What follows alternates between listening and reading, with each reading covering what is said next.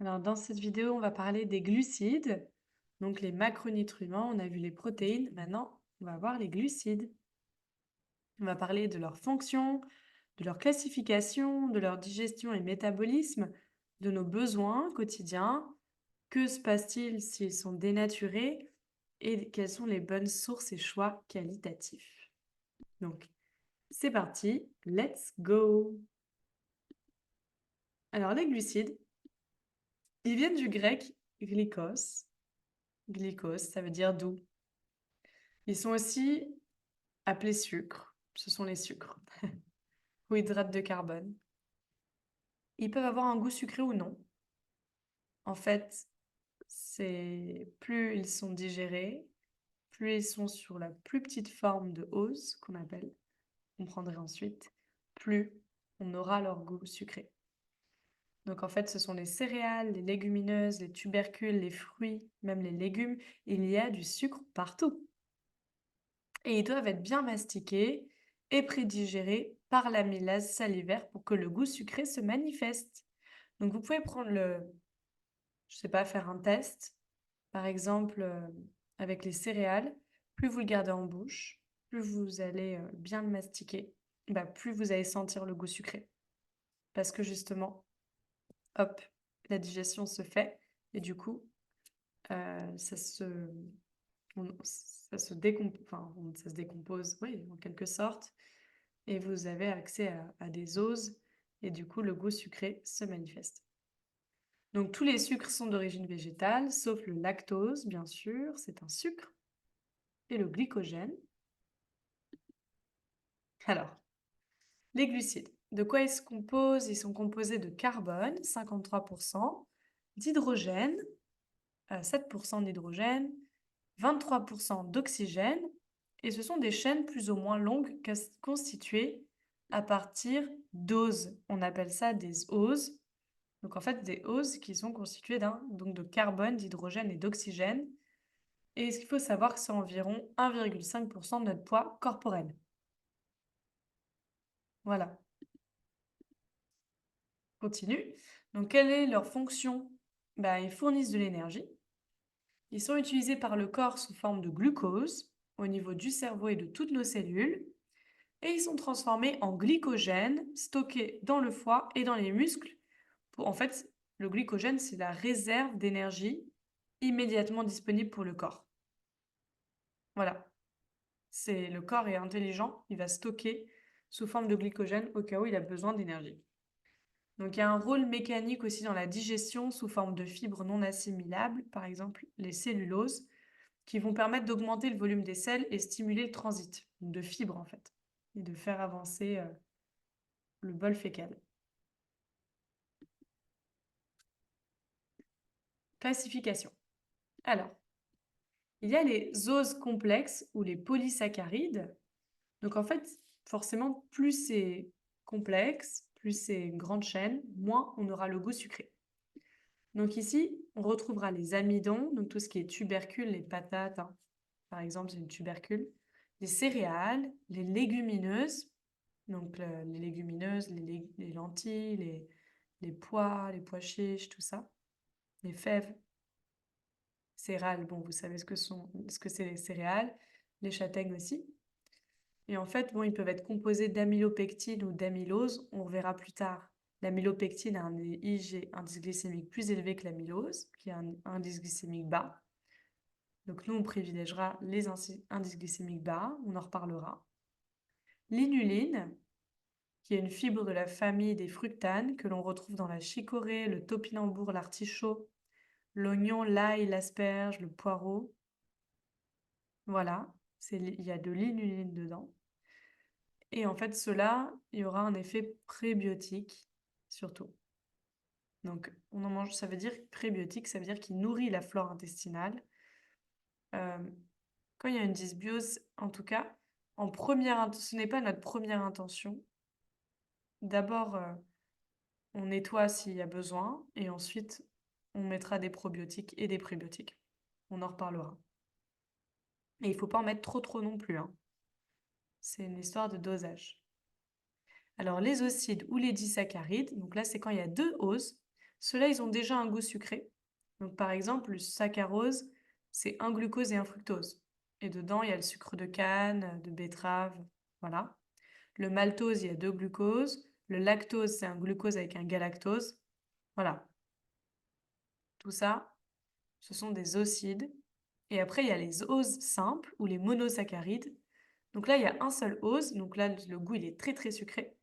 Par exemple, vous avez le glucose, le fructose, les polyols, donc sorbitol, xylitol, mannitol.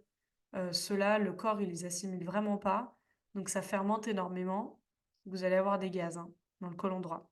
Donc je recommande pas du tout d'en prendre. Sinon, il y a le galactose, le mannose, qui sont des oses. Le corps, en vérité, lui, ce qu'il va utiliser, c'est le glucose. Ok? Tout ça, il va les transformer et garder en glucose et en glycogène sous forme de stock. Alors, la digestion. Encore un rappel. Donc, au niveau, en fait, forcément, comme là, il y a des polyocides, ensuite enfin, quand il y en a deux oses, donc des diocides et des monosaccharides, ben, en fait, des oses, ce n'est pas la même digestion. Donc, j'ai dû les séparer en trois. Donc, par exemple, pour les polyocides, donc les grandes chaînes de oses, il y a dans la bouche déjà la mastication. Déjà, il va se passer quelque chose ici, comme on l'a déjà dit, par la ptyaline et ou l'amylase salivaire, c'est la même chose, qui va les transformer ici en glucose et dextrine. Dans l'estomac, il ne va pas se passer grand-chose, ce sera juste mécanique.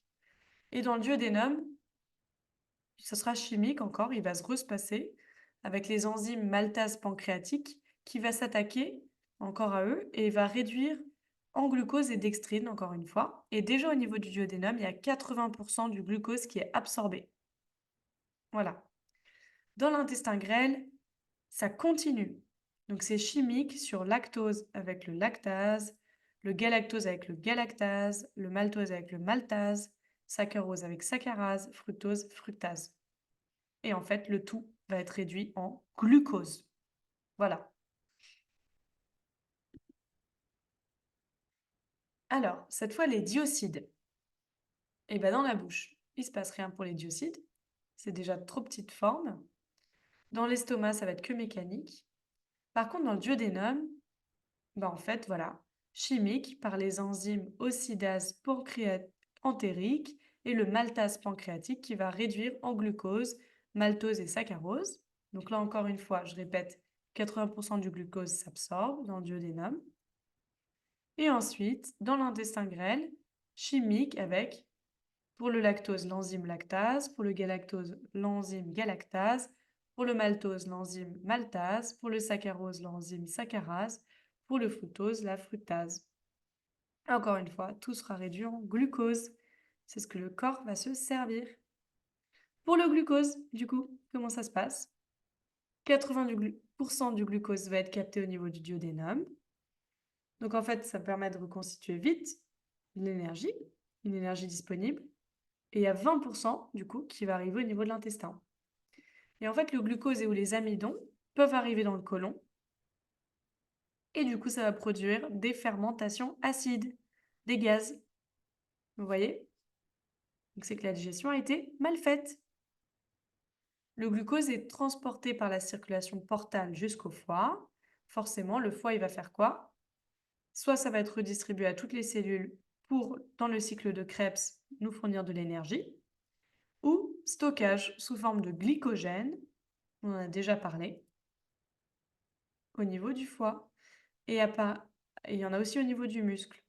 En fait, il y a 3% de réserves qui vont être dans les muscles et le reste dans le foie. Pour 100% de glucides absorbés, il faut savoir qu'il y a 60 grammes, pour 100 grammes pardon, d'absorbés, il y aura 60 grammes qui vont être captés par le foie pour en fait fabriquer du glycogène. Voilà.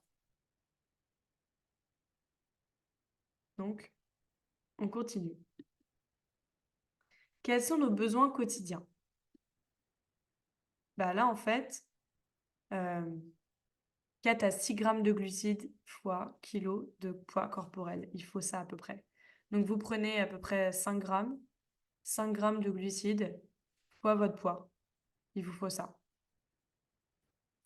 Il faut savoir qu'il y a 100 à 180 grammes par jour qui sont nécessaires pour reconstituer la réserve de glycogène, que le cerveau consomme 4 à 5 grammes par heure, soit entre 90 à 120 grammes par jour. C'est pour ça que vous avez envie de sucre quand vous travaillez beaucoup avec le cerveau. L'apport glucidique, il épargne les protéines. Bah oui, sinon on va s'attaquer aux protéines pour, euh, pour créer de l'énergie. Donc en fait, voilà. 6 grammes de glucides épargnent 1 gramme de protéines et la présence de glucides améliore l'assimilation protéique. Donc il faut un petit peu de glucides. Il en faut. Mais le corps et le cerveau sont capables de fonctionner sans apport glucidique. Et ouais, c'est ce qu'on appelle l'anéoglucogenèse. C'est ce que le corps va faire. Il va constituer du glucide à partir des protéines. C'est pour ça qu'en fait, on va taper dans les protéines, la phrase d'au-dessus. Vous voyez? Si on n'apporte pas de glucides, il va aller taper dans les protéines pour en fabriquer. Et en fait, c'est ce qu'on va appeler les corps cétoniques. Et ensuite, fabriquer les corps cétoniques. Les corps cétoniques, ils vont se former sur les réserves graisseuses. Mais en attendant de pouvoir les créer, bah, il va taper un petit peu dans les muscles. Voilà. Parce que c'est plus rapidement disponible. Donc voilà. Et forcément, le problème, et on va beaucoup en parler, c'est les excès de sucre qui sont délétères. Le sucre, vous avez compris, il y en a partout. Donc tout le monde est en excès. Presque tout le monde est en excès. Donc voilà, c'est ce qui crée les maladies de civilisation, hein, et plein de problèmes, et même les maladies auto-immunes. Le sucre, c'est notre pire ennemi, vous l'aurez compris. On en reparlera, hein, cette semaine d'ailleurs. Ensuite, quel est le problème de la dénaturation? Donc c'est tout ce qui est transformation en dénaturation. Donc le raffinage, le problème du raffinage, c'est surtout les céréales, hein, qui sont raffinées. Ça fait perdre 100% de la vitamine A, E, B2 et des fibres. Ça fait perdre 75% du phosphore, 50% du calcium et du fer, 75% des vitamines B1, B3, B6 et 50% de la B5. Bref, vous l'aurez compris, on perd beaucoup de choses. La cuisson à haute température, on l'a redit dans les protéines, ça crée des AGE et des molécules de Maillard. Et en fait, on en retrouve où? Dans tout ce qui est friture, les chips, les frites, les pains, les biscuits, tout ce qui est les biscuits transformés, etc. On retrouve ça sous forme d'acrylamide. Et en fait, c'est bien sûr inflammatoire, cancérigène et neurotoxique. C'est vraiment une merde, voilà, je vais le dire. Euh, il faut le dire. Voilà. Attention aux indices glycémiques élevés aussi. On en reparlera, encore une fois. On va y revenir, mais j'en parle aussi ici. Pourquoi? En fait, ils sont hyper glycémiants. Et en fait, ça vous crée des pics d'insuline qui créent beaucoup de problèmes de santé. Et c'est inflammatoire. Ça crée de l'inflammation. Donc nous, on ne veut pas d'IG élevé. Qu'est-ce que c'est l'IG? L'indice glycémique, ça permet d'évaluer la rapidité d'absorption du glucose, donc de l'aliment que vous mangez, et son effet hyperglycémiant, parce que la glycémie va monter. Bon, moi je vous conseille de vous référer à la classification, je sais pas, je vous conseille, je vous l'oblige, c'est la classification Montignac, et pas la générale, parce que la générale, vous l'aurez compris, ils sont beaucoup plus flexibles parce qu'il y a le lobby du sucre. Voilà. La Montignac, pour eux, IG bas, c'est inférieur à 35, élevé, c'est au-dessus de 50. Et entre les deux, c'est modéré. Donc nous, c'est cette classification qui va nous intéresser. Qu'est-ce qui influence l'indice glycémique? Pas mal de choses, par exemple. La teneur en fibres solubles, par exemple, les pectines des fruits, le mucilage des algues, les alginates ou les bêta-glucanes de l'avoine font que c'est pas un indice glycémique élevé. L'avoine, c'est un IG bas. Parce que il y a des bêta-glucanes. Donc en fait, tout ça, même beaucoup de fruits sont IG bas parce que il y a de la pectine, par exemple. Voilà. Le type d'amidon présent, Bah, on en a parlé tout à l'heure. L'amylose, par exemple, il a un IG plus bas. Les légumineuses, le riz basmati a de l'amylose. Légumineuses, donc pois chiches, les, les, pardon, les lentilles, les fèves, etc. Et l'amylopectine, par exemple, a un IG plus élevé. Et le blé, le maïs, le riz thaï, les pommes de terre ont de l'amylopectine. Ensuite, la cuisson al dente. Oh, il y a une faute. Al dente. Eh ben, ça privilégie l'AG bas parce que c'est la gélatinisation de l'amidon qui fait monter l'indice glycémique. Donc, il ne faut pas cuire trop les aliments. Al dente, c'est parfait. Faire refroidir la pomme de terre, effectivement, ça fait aussi baisser l'indice glycémique. Pas que la pomme de terre, en vérité, même les céréales. Donc, si vous mangez un riz froid, les faire refroidir, en fait, ça fait baisser l'indice glycémique. Donc, c'est très intéressant. Si vous le mangez pour le lendemain, bah, vous mettez au frigo, vous le mangez froid. Voilà. Les procédés de fabrication subis, les céréales soufflées, enfin froid, en salade, quoi. Pardon. Voilà, vous l'aurez compris. On s'est compris. Les procédés de fabrication subis. Et ouais, tout ce qui est céréales soufflées, ça fait monter l'IG. Tout ce qui est fermentation, au contraire, ça va la faire baisser. Donc le pain au levain, par exemple, il fermente, il n'aura pas un IG élevé. Mais tout ce qui est céréales soufflées, ça le fait monter. En vérité, je les tolère parce qu'on n'a pas beaucoup d'alternatives. Le pain des fleurs, bah, c'est des céréales soufflées. Donc on est beaucoup à l'utiliser, même moi, hein. Mais bon, en général, il n'y a pas de souci, on tolère bien. C'est toujours mieux que, que prendre du gluten, par exemple. Voilà. La présence concomitante de lipides ou acides qui ralentissent la digestion des amidons. Et ouais, par exemple, l'acide inhibe les enzymes salivaires et empêche de bien digérer et donc va faire baisser l'IG. Voilà.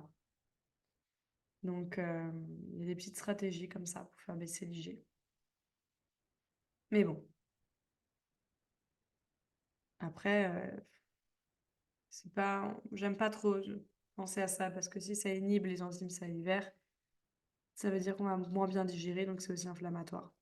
Bon, je devais vous mettre cette information, mais on va pas compter sur ça. Ok, on continue. La charge glycémique. Moduler l'indice glycémique dans l'aliment. Donc, qu'est-ce que c'est? Donc là, on module l'indice glycémique en tenant compte de sa quantité de glucides qu'il contient.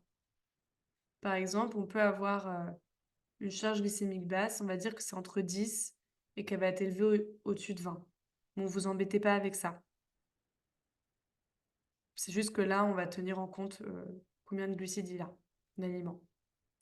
Et l'index insulinique, en fait, c'est comme l'indice glycémique. Ça mesure le taux d'élévation d'insuline dans le sang après ingestion de l'aliment. En vérité, ça a exactement les mêmes résultats, c'est parallèle à l'indice glycémique. Donc on va rester sur l'indice glycémique, nous, sauf pour les produits laitiers, mais on s'en fiche parce que les produits laitiers, ben, on va en parler et ce ne sont pas nos amis pour la vie. Voilà. Alors, un petit zoom sur le fructose avant de finir. Euh, donc le fructose, c'est un IG bas, mais il est principalement métabolisé au niveau du foie. Et si on en mange trop, notamment, attention, tout ce qui est sirop de glucose, fructose, c'est une catastrophe. Bah, la capacité du foie est saturée et dépassée. Et c'est là qu'on arrive à faire des pathos, les maladies auto-immunes, des stéatoses, diabète type 2, pardon. Tout ça, dans les produits transformés, ils en mettent plein. Attention aux produits transformés, c'est interdit. On arrête ces trucs-là. On ne mange pas ces choses-là. Voilà. Et ça augmente le taux d'acide urique, forcément, aussi, en plus.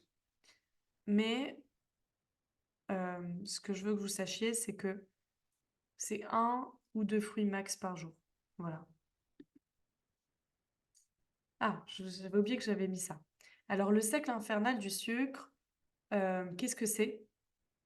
Je vous explique un peu. C'est un vrai cercle infernal, le sucre, c'est une vraie merde. Hem, Surtout, c'est l'indice, glycémique élevé, hein. Du sucre à indice glycémique élevé. Vous êtes pas très bien, vous êtes stressé, fatigué, vous avez de l'anxiété, vous êtes un peu fatigué, ouais, vous avez envie de sucre, de café, de thé, de chocolat, de fumer une petite cigarette. Qu'est-ce qui se passe? Stimulation des glandes surrénales par la fabrication d'adrénaline. Hop, ça fait monter l'adrénaline. Le foie libère quoi? Du glycogène dans le sang. Bah ouais. En même temps, il libère du glycogène dans le sang, le foie. Parce que vous êtes un peu fatigué, stressé, et que du coup vous avez besoin d'énergie. Donc le corps est bien fait, il est intelligent. Il va en libérer parce que vous avez un peu besoin de sucre. Sauf qu'en parallèle, vous avez mangé du sucre, du chocolat, quelque chose. Vous allez avoir du coup un effet coup de fouet, euphorie, j'ai plein d'énergie d'un coup. Le pancréas, il fait ouh là là là là, il y en a trop dans le sang. Vite, vite, vite, insuline pour faire entrer tout dans la cellule. Hop. Et là, qu'est-ce qui se passe? Il n'y en a plus dans le sang. Le taux de sucre rechute d'un coup, hypoglycémie réactionnelle, et du coup, vous vous retrouvez encore stressé, fatigué, anxieux, mal-être. Allez, bingo, on recommence. Voilà, moi j'appelle le mal du sucre, le cercle infernal du sucre. Voilà, c'est juste pour que vous puissiez comprendre à quel point c'est une ordure. Donc, si on le retire, bah, c'est mieux pour vous en fait, pour tout. C'est pas juste vis-à-vis de la maladie. Ok? On continue ou on continue pas. Normalement, c'est fini. Voilà. En pratique, pour résumer, il faut éviter les indices glycémiques élevés et prioriser les indices glycémiques bas. Vous référez à Montignac. Pas trop de fructose. Max 1-2 fruits par jour.